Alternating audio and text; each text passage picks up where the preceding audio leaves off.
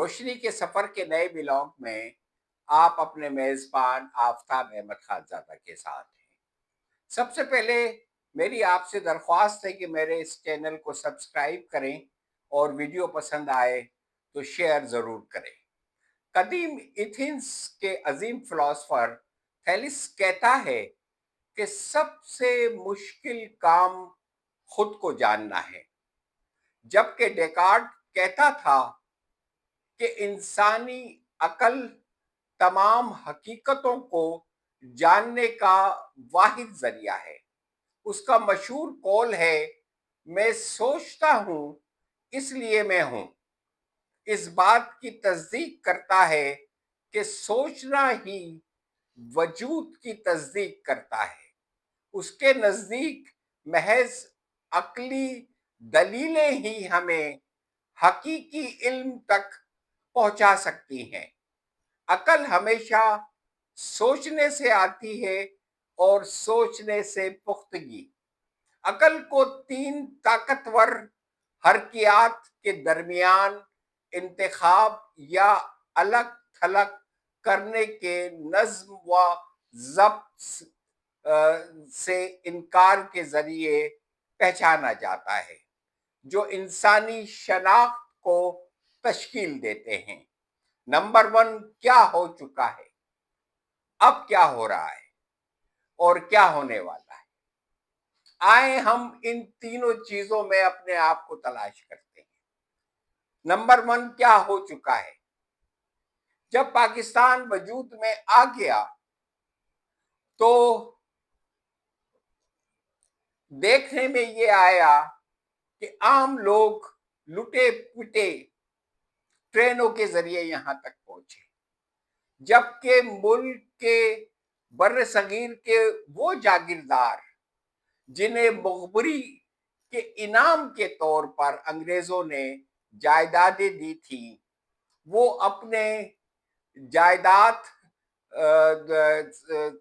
جیسے سونا اور پیسے اور پرندوں اور طوطوں کے ذریعے طوطوں کو لے کر ہوائی جہاز یا بحری جہاز کے ذریعے یہاں آرام کے ساتھ پہنچے۔ اور وہی جاگیردار جو انڈیا سے آئے تھے، انہوں نے کلیموں کے ذریعے، قدرت اللہ شہاب اس کے متعلق بہت تفصیل کے ساتھ اپنی کتاب میں بیان کرتا ہے کہ کس طرح کلیموں میں ہیر پھیر کی گئی اور کتنی عظیم، جس کو کہتے ہیں دھاندلیاں اور بلینڈر، اور کس طرح سے لوٹ مار کی گئی۔ قدرت اللہ شہاب کلیموں کے متعلق صاف لکھتا ہے۔ وہ جاگیرداروں نے بڑی خوبصورتی سے اپنی جائیدادیں جھوٹے کلیموں کے ذریعے حاصل کی، اور اور دیکھتے ہی دیکھتے وہ ایک عظیم الشان سلطنت کے مالک بن گئے۔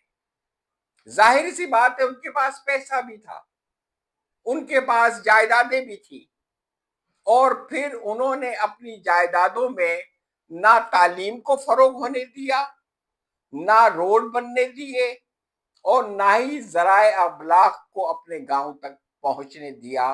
اس طرح انہوں نے اپنی جاگیروں کو برقرار رکھا اور اپنی جاگیروں میں رہنے والوں کو غلام بنائے رکھا، اور انہوں نے بڑی خوبصورتی کے ساتھ اقتدار پر قابض ہو گئے، اور ساتھ ساتھ جو مذہبی انتہا پسند عناصر تھے، جو پاکستان بنانے میں جن کا کوئی کردار نہیں تھا، جبکہ وہ اصل میں پاکستان کے مخالف تھے، لیکن مجبوراً انہیں پاکستان آنا پڑا، انہوں نے خوبصورتی کے ساتھ دونوں نے اتحاد کیا، جسے مقدس اتحاد کا نام دیا جا سکتا ہے، اور عام لوگوں کو یرغمال اور غلام بناتے چلے گئے۔ پھر اس کے بعد پے در پے جس کو کہتے ہیں وزیر اعظم تبدیل ہوتے رہے، اور پھر ماشاء اللہ لگے، 3-4 ماشاء اللہ لگتے رہے، اور اس سارے کھیل میں جو ملک کی مڈل کلاس تھی اس کو بہت خوبصورتی کے ساتھ ختم کرتے چلے گئے۔ یاد رکھیں دنیا میں جتنے انقلابات آئے ہیں یا جہاں جہاں تبدیلی آئی ہے، اس تبدیلی میں بنیادی کردار ہمیشہ مڈل کلاس کا تھا۔ اور آج یہ صورتحال ہے کہ دو طبقات اس وقت ملک میں ہے۔ نمبر ون، ایک غریب جو غریب سے غریب ہوتا چلے جا رہا ہے۔ نمبر سیکنڈ، اشرافیہ یا عمرہ جو امیر سے امیر تر ہوتے چلے جا رہے ہیں۔ یہ تو ہوا سیاسی کھیل۔ پھر معاشی طور پر پاکستان کے جو اصل مالک تھے انہیں بدحال کرنا شروع کیا۔ تعلیم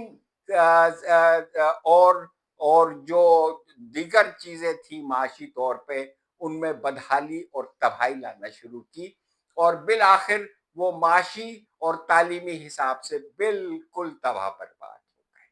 اور ایک ایسی قیادت کو، سیاسی قیادت کو آگے بڑھایا گیا جو انتہائی کرپٹ، موقع پرست، منافق اور ہر قسم کی برائیوں سے معزز تھی۔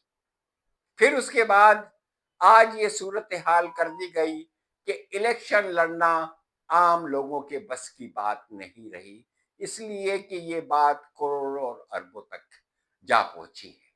یہ تو ہوئی صوبائی اسمبلی اور قومی اسمبلی کی باتیں، اور سینٹ کی جو راز اور نیاز آپ مجھ سے بہتر جانتے ہیں، ایک سیٹ اربوں روپے میں سودا ہوتا ہے۔ یہ تو سیاسی معاشی۔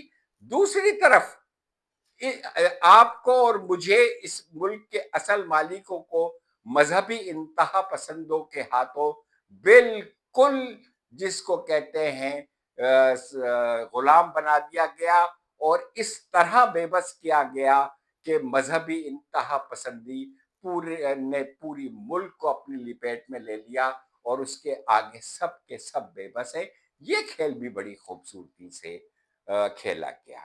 اب کیا ہو رہا ہے؟ نمبر سیکنڈ، ظاہر سی بات یہ ہے کہ جو پودا جو عوام کی تباہی بربادی کی جو حرکات کی گئی تھی وہ اب انتہا سے زیادہ میچور ہو گئی۔ اب صورتحال یہ ہے کہ عام شخص سیاسی معاشی طور پر سیاسی طور پر تو بالکل لا تعلق ہو چکا ہے۔ اس کا مقصد صرف زندہ رہنا باقی رہ گیا ہے، اور اس کو کسی ملک کے معاملات سے کوئی بھی دلچسپی نہیں ہے۔